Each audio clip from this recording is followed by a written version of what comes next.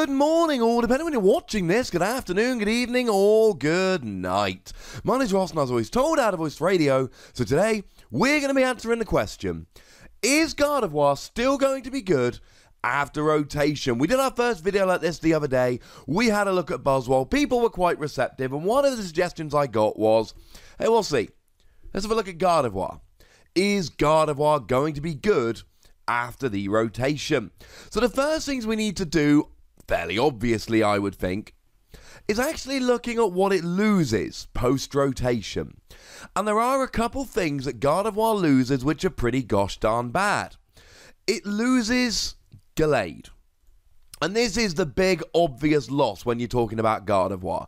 You're losing Gallade, and Gallade's amazing, because it evolves from the same tree as Gardevoir.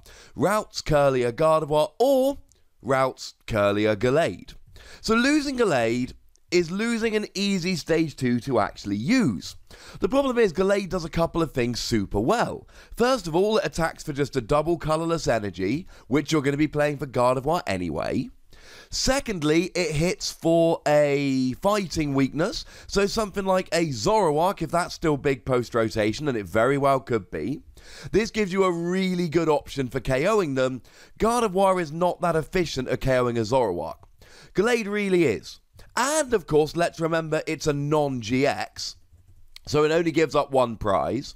And it's got 150 HP, so something like a Zoroark just plain isn't KOing a Gallade. It's actually a really awkward Pokemon to KO. You'll often get a couple of hits with this. And it only gives up one prize. And it does 130 for a double colourless energy, which is very, very efficient. Oh, and it's got the Premonition ability that allows you to rearrange the top 5 cards of your deck. It's actually going to be a really, really big loss. In a lot of matchups, Gardevoir players will actually just play it like it's Gallade. They will just play it like a Gallade deck because they're like, you know what?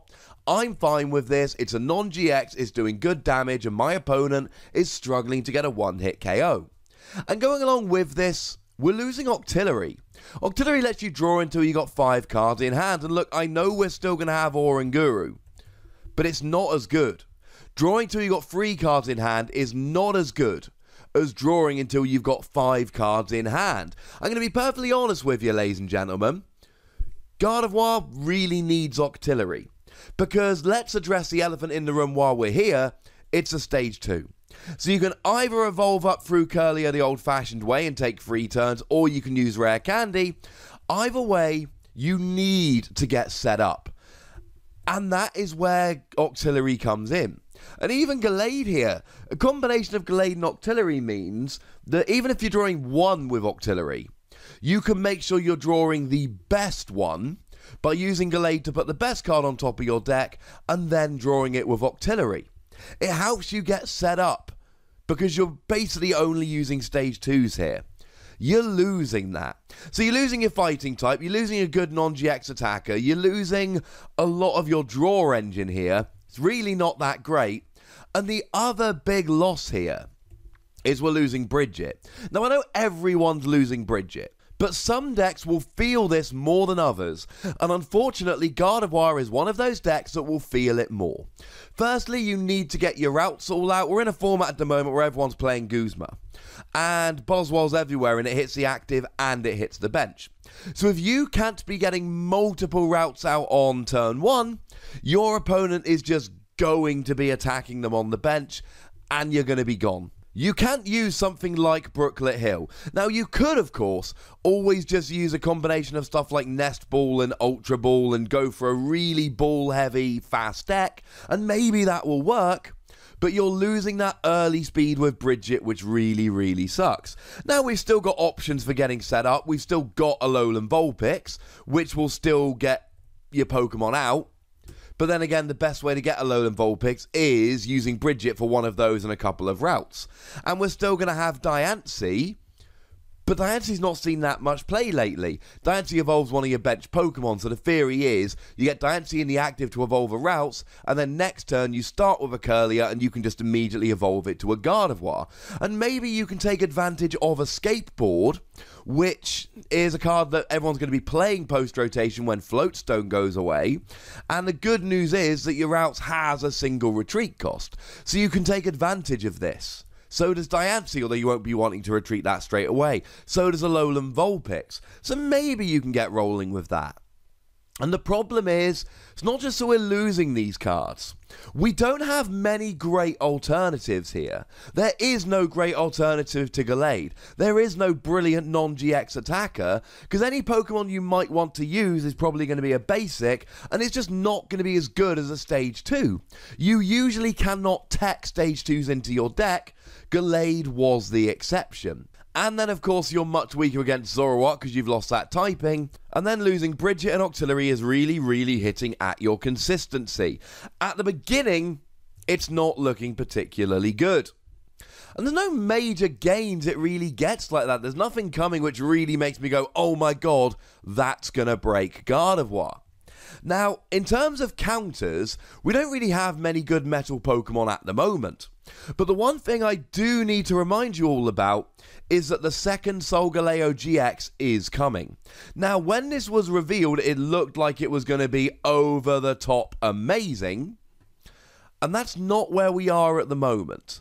Because it does 120 for 2 energy, and it accelerates 2 energy onto your bench Pokemon. And that means for a double colourless energy, it gets a one-hit KO on Gardevoir. Plus, it's got an ability which removes weakness from all of your Pokemon. And for a double colourless energy, it heals all of your Pokemon, i.e. it's Primarina GX's GX attack. And this was going to be a kind of over-the-top, phenomenal, almost unfairly good counter for Gardevoir. But I don't think at the moment where we're going to be that worried. But it's always going to be there. It's always going to be there, so if Gardevoir ever gets too good, somebody can come along, and by somebody I mean everyone, can come along and be like, oh, now we've got Solgaleo. It's been delayed a lot. It's not actually coming out till October at this stage, but it's going to be a really big counter coming along, and that's a bit of a problem. The only other really relevant metal Pokemon at the moment is Duskmane Necrozma, but honestly, that does 220 normally, so I suppose the weakness kind of matters. But they could even just use something like a Dowmise and they'd be getting a one-hit KO without weakness, so I don't think it matters all that much. The thing is, if we look at the metagame, we're getting a one-hit KO on Ultra Necrozma, by which I mean we're hitting for weakness. And we're hitting for weakness against Rayquaza GX. And it really doesn't take very much. If you've got free energy on you, that is a fairy and a double colourless. And let's not forget, Gardevoir can attach both of them in a single turn. Fairy using Secret Spring and double colourless energy as your attachment for the turn. That's 180 with weakness. That's really good. That's enough to KO a Rayquaza. Now, it won't get an Ultra Necrozma, but you can either use a Choice Band or a 4th energy, or they can have some energy on them. I mean, if Rayquaza's got free energy on them, which they usually will, it's a single energy KO for you on a Rayquaza. If Ultra Necrozma's got 1 energy on, then it's a free energy or a 2 energy plus Choice Band KO for you against Ultra Necrozma. I expect Malamar decks, like Ultra Necrozma, Rayquaza and Buzzwole to be the 3 big decks post-rotation. And you're basically hitting weakness against 2 of those. Although, as a side note, do remember that Necrozma decks might be regular Necrozma Malamar as well as Ultra Necrozma Malamar. But either way, you're hitting a great weakness here against Dragon Pokemon. But then again, you could hit that weakness using Dedenne. Dedenne with a double colourless energy and a Choice Band gets a one-hit KO on Rayquaza, and although it only does 180, there's that new Forbidden Shrine Stadium coming out, which will then do 1 damage counter on each EX and GX between turns, get essentially a one-hit KO on Ultra Necrozma. So if you really want to hit for Fairy typing, the Dedenne from Forbidden Light, probably a better option here.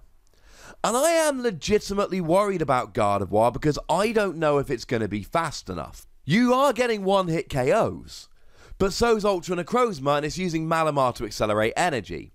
So's Buzzwole, but it's using B-String to accelerate energy. And I know that Gardevoir might end up being a bit faster if you can hit the turn 2 Gardevoir, because, well, Buzzwole really needs that B-String, which can only be used if you've got 3 or 4 prizes remaining.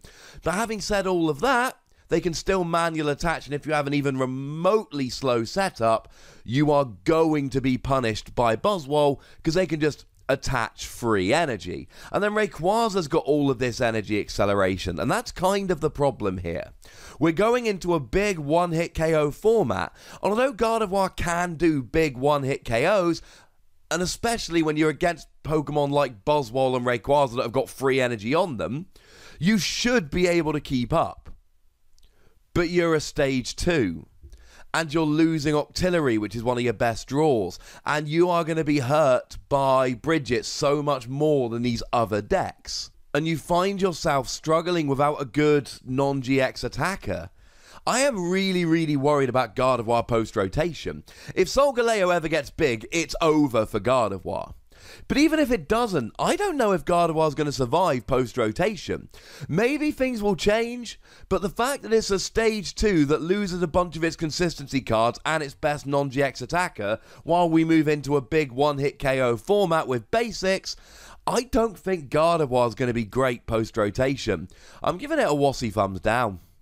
But I want to hear from you guys. Let me know if you think Gardevoir's going to be good post-rotation. Let me know if I've been a little bit negative, at least by your estimation. Go nuts, be nice. Make sure you like this video, subscribe to this channel, follow me on Twitter at The Wassy, and Twitch for some live action at twitch.tv/PTCG Radio. If you want to support the channel, get some bonus podcasts and all of that, head on over to patreon.com/PTCG Radio, where you can do so. But by far the most important thing, as always, is to look after yourselves until next time. Thank you very much for watching. My name's Ross, and you've been watching PTCG Radio.